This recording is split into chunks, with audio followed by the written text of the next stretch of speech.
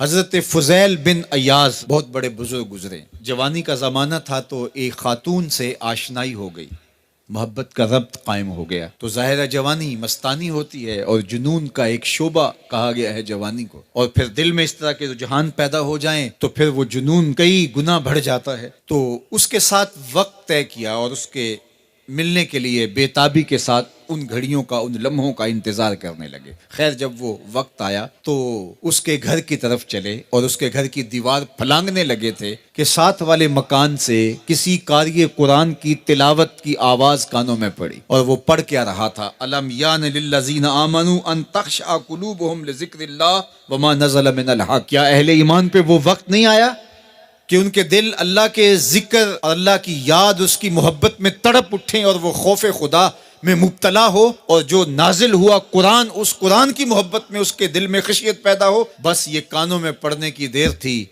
कि दोबारा गली में छलांग लगाई और कहा मेरे ऊपर वो वक्त आ गया है, और जंगलों को रोते हुए निकले। और हजरत फ़ुज़ैल बिन अय्याज़ फिर वलियों के इमाम करार पाए। इस आयत ने उनकी जिंदगी बदल दी। किसी की 30 साल, किसी की 40 बरस, किसी की 50 साल, किसी की 60 साल जिंदगी यहाँ मौजूद लोगों में से किसी की इससे भी ज्यादा और किसी की कम।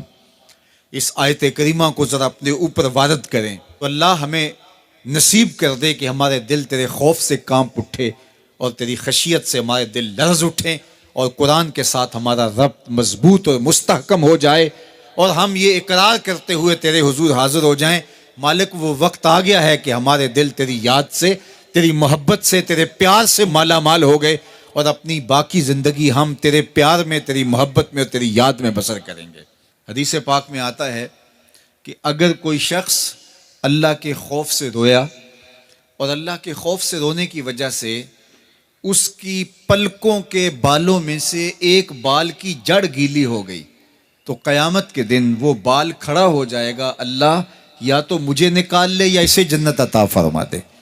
तो अल्लाह जल्ला शानुहु उस बाल को तो आंख से नहीं नोचेगा बल्कि उस शख्स को अल्लाह जन्नत अता फरमा देगा। अल्लाह अकबर। गुनाहगार की आंख का पानी अल्लाह के गुस्से की आग को ठंडा कर देता है। इसलिए हमें रोने का कहा गया, फल यदहकू कलीलन वल यबकू कसीरा। अल्लाह अकबर। इरशाद फरमाया कि थोड़ा हंसा करो, ज्यादा रोया करो। सहाबा को हंसते हुए देखा तो आका करीम अलैहिस्सलाम ने फरमाया कि तुम्हारे तक अल्लाह की अमान नहीं पहुंची और तुम हंस रहे हो। अर्ज की हुजूर इसका कुफारा? तो फरमाया इसका कुफारा ये है कि जितना हंसे हो इतना ही तुम्हें रोना पड़ेगा। मैं और आप जरा अपनी जिंदगी पर गौर और तदब्बुर करें। हमारी जिंदगी में हंसना ज्यादा है या रोना ज्यादा है? सवेर से लेकर शाम तक कह कहे ज्यादा हैं, ठट्ठे ज्यादा हैं, मजाक ज्यादा हैं, लतीफ़े ज्यादा हैं या इबरतें ज्यादा हैं? तफक्कुर ज्यादा है, तदब्बुर ज्यादा है, सोच विचार ज्यादा है, याद इलाही में तड़पना ज्यादा है, आंखों से याद खुदा में बहने वाले आंसू ज्यादा हैं या गफलत से फूटते हुए कह कहे ज्यादा है? मुझे और आपको अपनी जिंदगी का जरूर मुहासबा करना चाहिए। ठट्ठों से, मजाक से हमारी मजलिसें भरपूर होती हैं। हम दिन में जितना हंसते हैं क्या उसका 10वां हिस्सा भी हम तन्हाई में बैठ के अल्लाह की याद में रोते हैं? अगर ऐसा है तो मुबारक हो, और अगर ऐसा नहीं है तो अल्लाह से आंसू मांगो, अल्लाह से दर्द मांगो, उसकी याद में रोना मांगो, उसके जिक्र में तड़पना मांगो, उसकी मोहब्बत में बेताबियां मांगो, आंसू मांगो, सिसकियां मांगो, तड़पने फड़कने की तौफीक दे, दिले मुर्तजा सोज़े सिद्दीक दे। उसके हुजूर अर्ज करो कि मालिक हमें तड़प दे, हमें सोजो गदाज दे, हमें कैफो सुरूर की दुनिया नसीब फरमा दे, हमारी आंखों को आंसुओं का जमाल अता कर दे।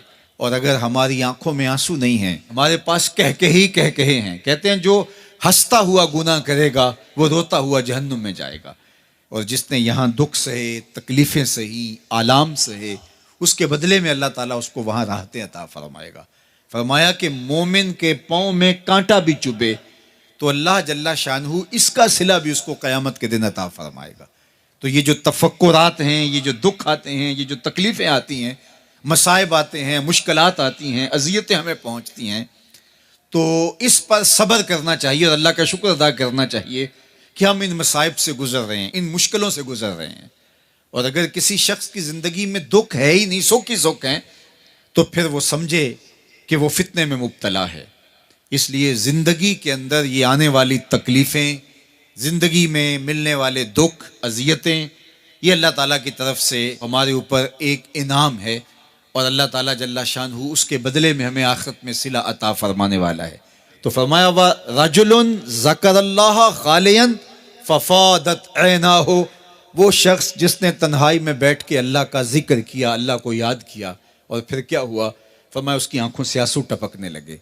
तो मेरे और आपके आका और मौला ने फरमाया क़यामत के दिन जब कोई साया नहीं होगा, याद इलाही में रोने वाले को अल्लाह अपने अर्श का ठंडा साया अता फरमा देगा।